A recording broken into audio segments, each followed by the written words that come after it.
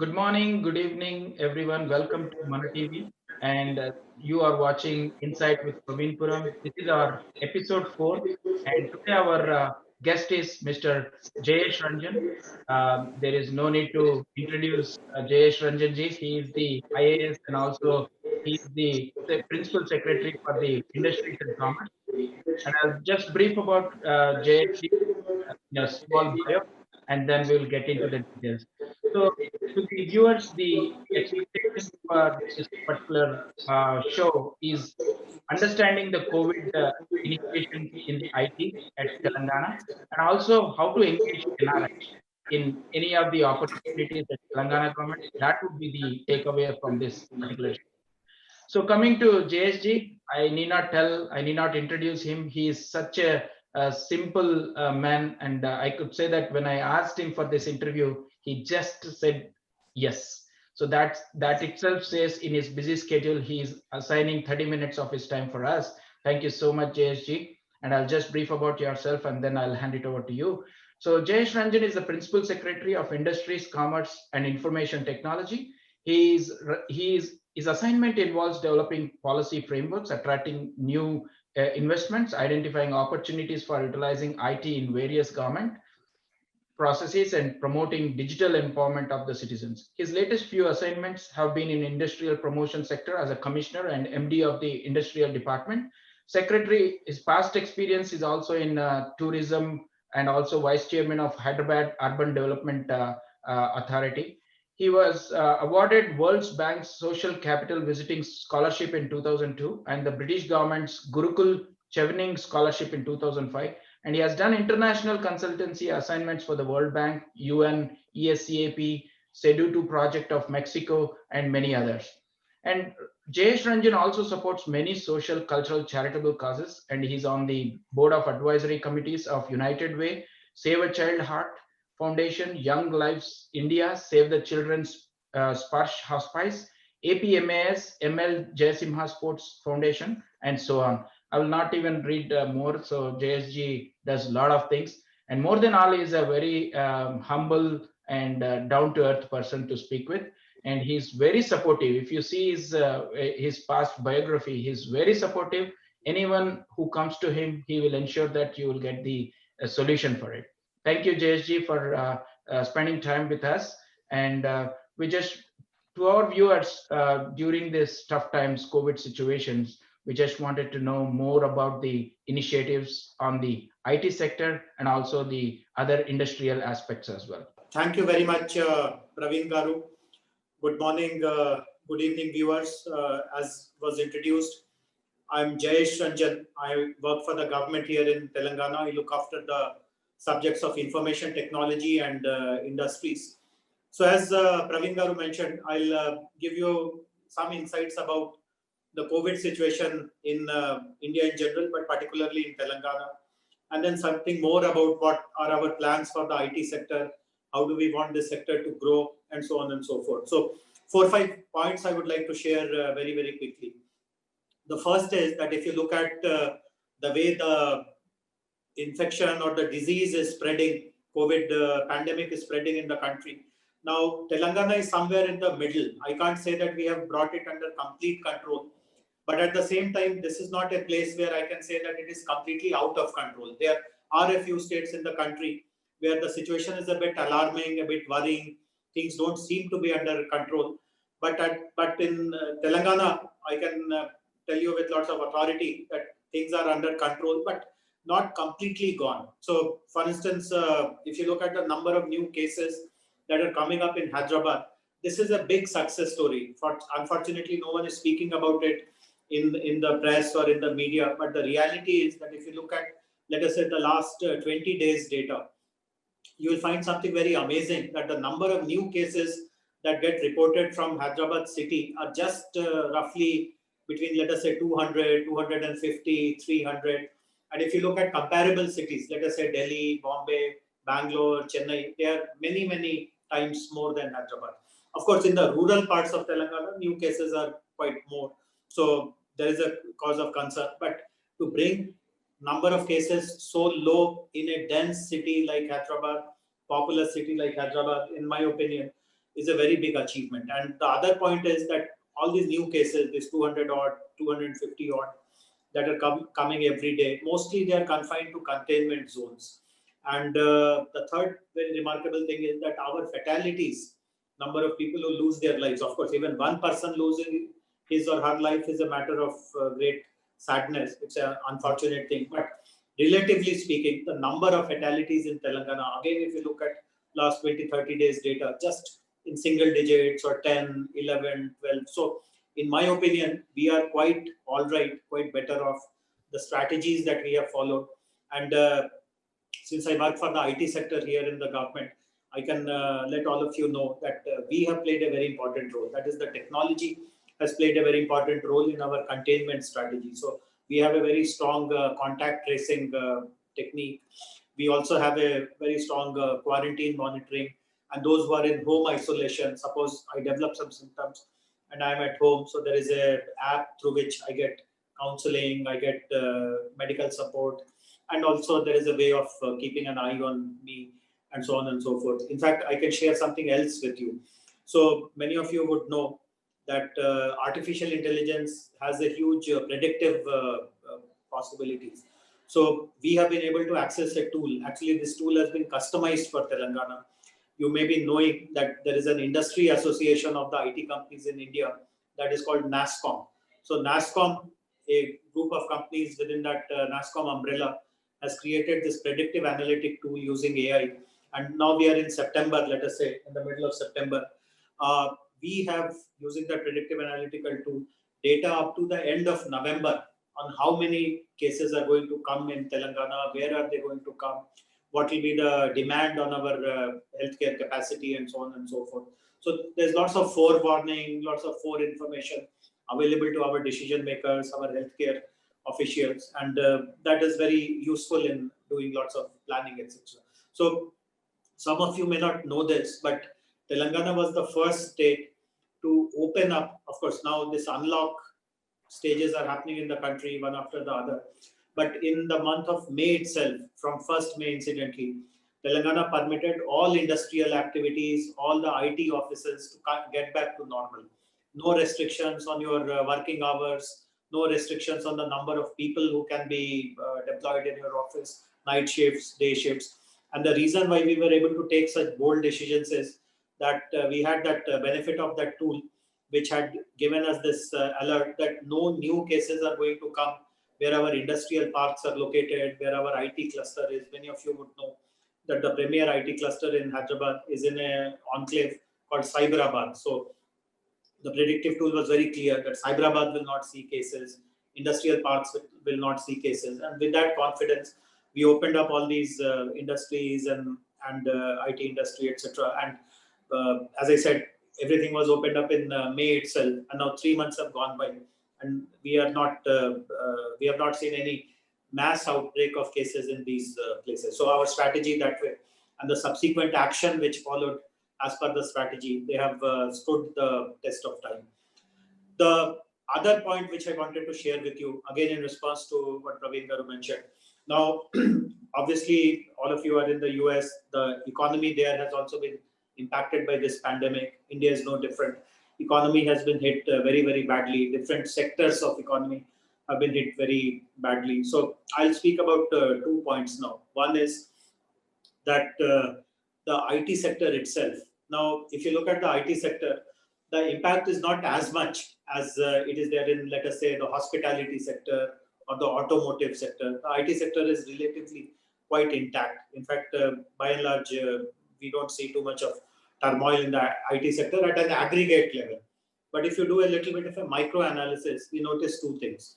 One is that there are within the IT sector, of course, when we use the term IT sector, we use it in a general way. But all of us know that IT mid-scale companies, small companies, and what we notice is that many of these small companies and mid-scale companies, particularly those who had clients in some of the sectors which themselves have been disrupted quite badly, there is a little bit of a question mark about their sustainability. They are unlikely to get as many projects or as many clients as they would have got in the previous years. Similarly, the size or the ticket size of their projects are going to go lower. So there is a little bit of sustainability issue, revenue streams of these small and mid-scale companies. Then there are startups. All of us know that technology startups are also very important, both in the US and in India. And there are many tech startups who are doing amazing work. But again, because of the overall disruption, some of the startups have got a bit lost in the present scenario. So government has taken a number of decisions. Now, one is that as a part of post-COVID recovery, we are very clear. This trend is very, very evident that digitalization is going to play a very important role. Whatever sector you are in, when you are going to revive your industry or your sector, digitalization will be a very key driver, which means that lots of IT companies will get opportunities to contribute to that digitalization process. One very important decision that we have taken in Telangana is that the government itself should take the lead in digitalization process. We have so many government departments. So whichever department wants to automate its processes, do customer outreach using digital means, we will create large number of projects within the government, and these projects will be given only to exclusively to mid-scale and small companies who are located in Telangana. So government itself will create lots of business for these small companies, mid-scale companies, etc., who have been impacted. So this is one very positive thing. Another thing which we are looking at is that how do you reduce the costs of these mid-scale companies, small companies, startups. So one of the big costs is the real estate cost. So we have given them some exemptions for property tax, like for 1 year, you don't have to pay property tax, you can pay it the next year.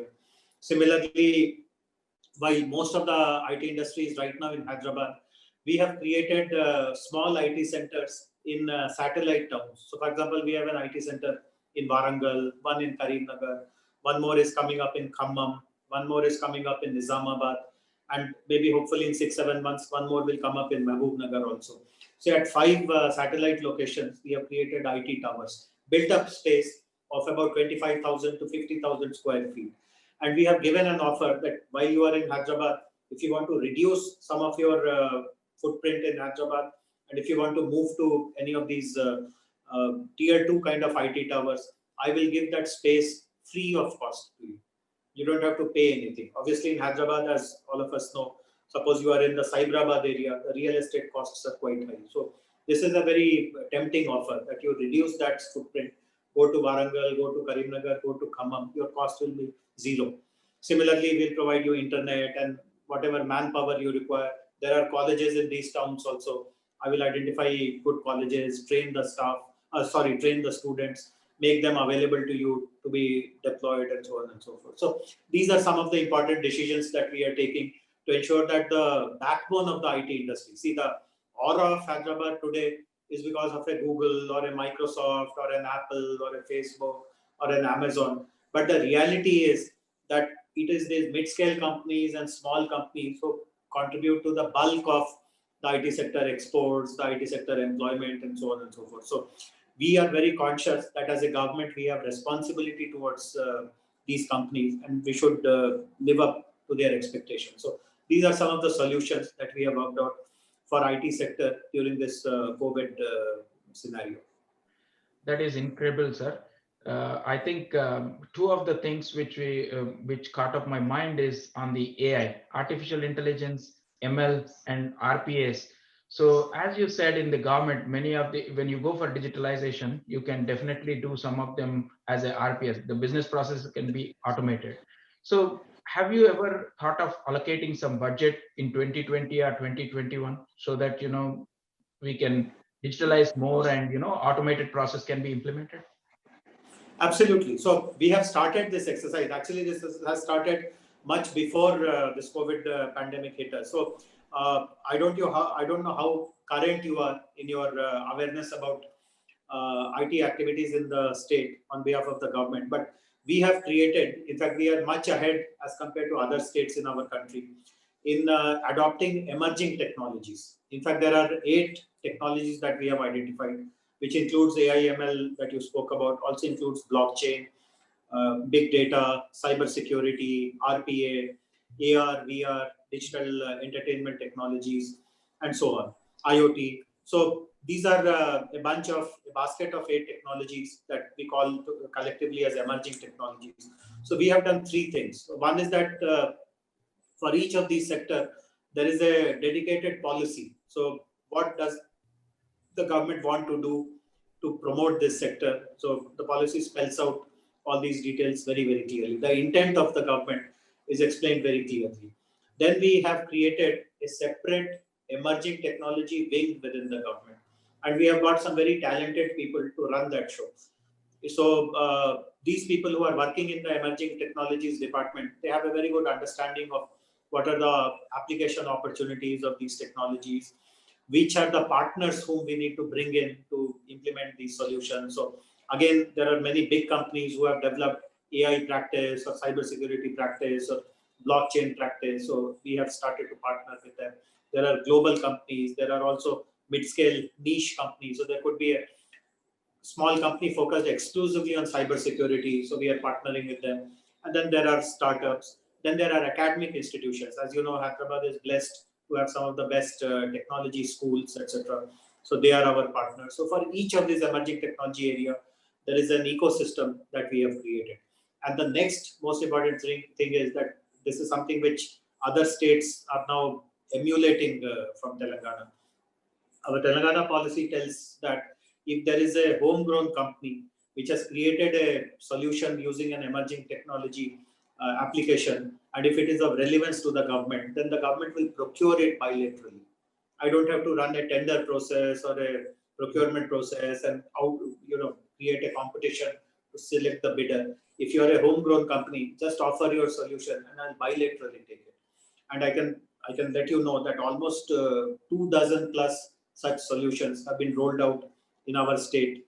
When and all this precedes COVID. Of course, COVID process has actually accelerated some of our activities, and there are new opportunities which have come up. I can give you an example. So, as you would know, vaccine manufacturing is happening. Vaccine development is happening all across the globe for COVID. There's a big challenge and race going on. And I'm happy to share with you that Hyderabad is also the vaccine capital of the world.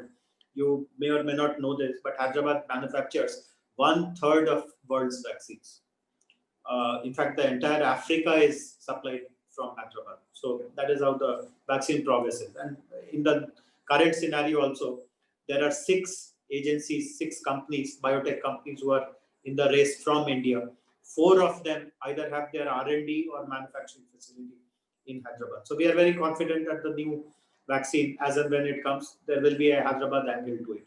But thinking ahead, what we have now started doing is developing is we want to also ensure that there is a traceability, tracking and traceability of all the vaccines. Tomorrow, no one should start selling spurious vaccines or something which is not legal, etc. So we have started developing a blockchain solution so that tomorrow, when mass production of vaccine happens, we are able to secure every dose of vaccine using blockchain, so that this tracking, traceability, ensuring that there is no manipulation, so that entire distribution system becomes streamlined. So lots of amazing applications of emerging technologies are happening in our state of Telangana. Lots of insights, sir. It is incredible that the government is doing a lot of initiatives under the leadership of KTR and KCR Garu. We always Absolutely. follow KTR Garu because he is a young and dynamic minister. I really admire him. I met him in when I came to India too. And the one thing I wanted to touch upon, you said that if at all it is a homegrown product which will be adopted by the company without any tender or anything. So will that work for our NRIs? If at all our NRIs are working something, if he is not belonging to Telangana, how it works, and if he is belonging to Telangana, how it will work, and what are the connecting rates? Yeah. So Praveen Garu, you have raised a very good point, and I guess audience would like to understand this particular aspect. Yes. Now, I have 3 things to tell our friends from Telangana who live in the US, our NRI friends. Point number 1 is this. So I mentioned a while ago that we are setting up satellite IT towers in Warangal, etc., etc. Now, this decision precedes COVID. Of course, COVID has happened, unfortunately, now. But this decision of ours to create IT centers in smaller locations is a decision which has been taken almost 3 years ago, keeping NRIs' interests and requirements in mind. What we learned was that Minister KTR Garu, myself, we have been traveling to the US quite frequently. We have been there in the last 5 years, at least 4 or 5 times. And every time when we come there, we meet lots of our NRI friends. Many of them have started running their own IT companies in the US. So what we found was, and as all of us know, Telangana is a new state, and there is a very strong sentiment amongst the Telugu people, particularly people of Telangana origin, to give back to the state. It's a new state. Let me become a part of the state building. And one solution which we gave to them was that, let us say you are in West Coast or Midwest or wherever you are, you have a 100-seater IT company in, let us say, in Chicago or Dallas or somewhere. So can you give 20 seats to Karimnagar or Khammam or Nizamabad or wherever you are from? If you're from Nalgonda, can you give 20 seats opportunities back to your hometown? So obviously they would say that I cannot afford a building or I cannot buy land to create a 20-seater. Can you give me ready to move in space at affordable costs? So this is what led to this decision, that I'll create space there, which I will sell practically at very, very nominal cost. And I will encourage you to bring 20 of your employees here. So in the US, you employ 80 people, but give 20 jobs. Slowly, if you find that these guys are productive, they are contributing quite a lot, shift another 10 here, another 20 here. Give back to the country and to your home state in this way. So this offer remains intact. And this offer becomes even more relevant because of some of the freebies that we are offering. So now if you take space in Karimnagar, zero rental. So in the US, I frankly don't know what the rentals are, but whatever it is, I will make it zero for you here in India. No dilution of quality. In Karimnagar also, I'll ensure that our candidates who go to your jobs are as trained, as well trained, and as knowledgeable as you would have found in let us say Dallas or San Diego or wherever. So I will take that responsibility. We have an institution in Telangana called TASK, the Telangana Academy for Skills and Knowledge. We will run training programs to skill them. So this is the first thing, that in the normal circumstances also you could have done that, but now that there is COVID and there is a need to save on costs, etc., please do this very, very quickly. Get in touch with me. At the end of the show, maybe I'll give you my number or tell you my mail ID. So please do that very, very quickly. The second point is that if you have a solution which you have tried out in the US, etc., which you think is very relevant for government agencies, I also meet lots of NRI colleagues who have solutions which they give to the federal government or the local government, etc., etc. So if there is something which you have developed, now our policy is to give it to homegrown companies. So you must immediately set up a small Indian subsidiary within Telangana, become homegrown that way, and then bring that solution in that way. So right now, unfortunately, the policy says that only homegrown companies will be given that benefit. So you may be homegrown. I mean, you may be from Telangana origin, but if your entire activity, your development center, your team, the entire process happened in the US, I won't be unfortunately able to give you that benefit. So the immediate solution is to create a subsidiary. And I can share with you, I told you that I have given more than 24 plus such opportunities in the past. I have noticed that once the doors are opened in Telangana, these companies are able to secure orders in other states also and grow their businesses. We have an amazing blockchain solution. The owner of that company was telling me that after we implemented it in Telangana, he got offers from 8 other Indian states. And India, as all of us know, is a huge country, growing demand. So no harm, at least it makes lots of business sense to come here and to do these kind of things. So this was the second point for the NRI community. The last point which I would like to share with the NRI community is to also participate in post-COVID recovery of the economy in whichever voluntary, charity, philanthropic way that you can do. The economy is particularly at the bottom of the pyramid. You must have read about all these things. You must have watched it on television, how migrant workers in hundreds, in thousands were kind of, there was so much of distress. They had to physically walk back to their hometowns, and lots of people's lives and livelihoods have been impacted. So whatever help you can do, there are lots of good organizations who support these bottom of the pyramid kind of people. So if you want me to connect you to them, I'll be very happy to do so. In the government, I lead an effort which is called the Telangana Social Impact Group, which is nothing but an agency to channelize philanthropy in areas which require the effort the most. One of the very important areas these days is school education. I'm sure all of you know this, that we have not been able to resume government schools, and we have also not been able to provide online classes to the government schools because there are many children, again hundreds and thousands of children, they don't have devices, or they live in a region where the connectivity is very poor. So many children run the risk of losing. We do not know till when this situation will prevail, but at least 1 year for sure, a very vital year of their education process. So if any kind of support, donation, charity that you can make, that will be grateful to you. So three key messages for NRI friends. Number one is to look at opportunities of setting up something small in these satellite IT centers.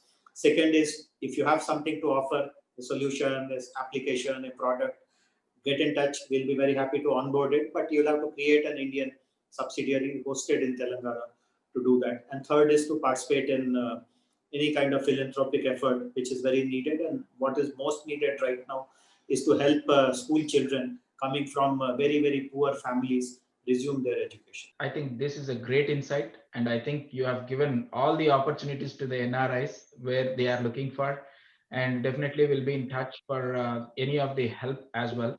So coming to the last 2 points I'll touch upon, and then we will close the show, sir. And one is on the security. So the countries like US also are facing a lot of threats on the security, cyber security. And during this time, everyone is virtual, right? So the schools are virtual, especially on the kids who are low, they might click something unknowingly. So how these cyber crimes are happening, are any strategies around that? Yes, Praveen Garu, you are very right that as more and more people adopt digital, people who had never had any opportunity to attend online sessions or do their activities digitally are now forced to get on digital bandwagon. And obviously, many of them are not very aware, many of them are not very educated in a digital sense. So sometimes they get a spam mail, but they will believe that they won some lottery and they click on it, and obviously they get trapped, and we know all those stories. Another very common fraud which is happening these days is that digital payments has become quite common now, and lots of new users are getting into digital payment. So there's a particular fraud which is happening in large numbers called KYC fraud.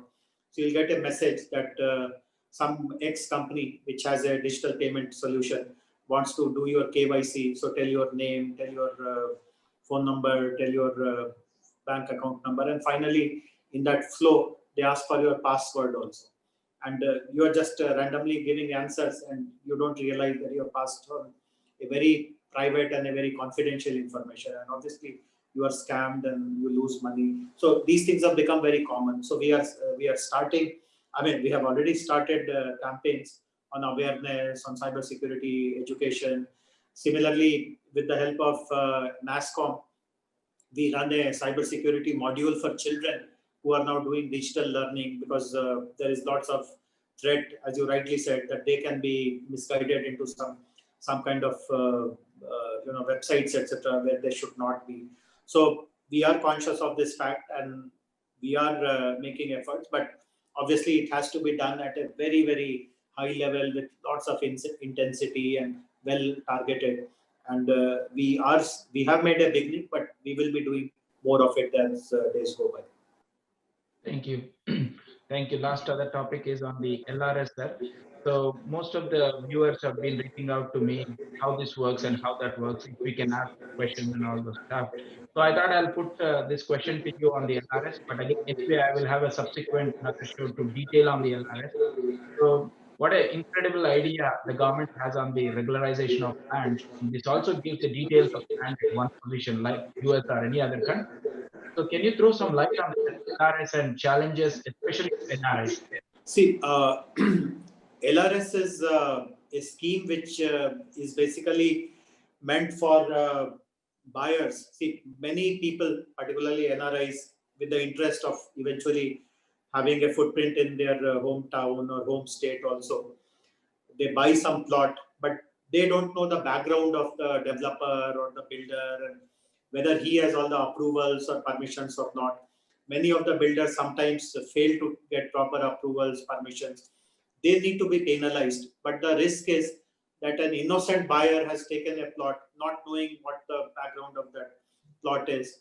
And if I put penalty on the developer and the builder, the collateral damage happens on the buyer, which is unfortunate. The buyer has done it in good faith, good judgment, and unfortunately, property transactions, etc., don't have that kind of transparency which you are used to in the West or in the US for that matter. So, in good faith, you go ahead and invest, and then you realize this is some disputed layout, there is some shortfall, approvals did not come, and they will not get power supply, they will not get water supply, and you feel so helpless. You have invested, but now you are told that everything will be irregular, nothing will be approved. So this is a way, this is a very good solution.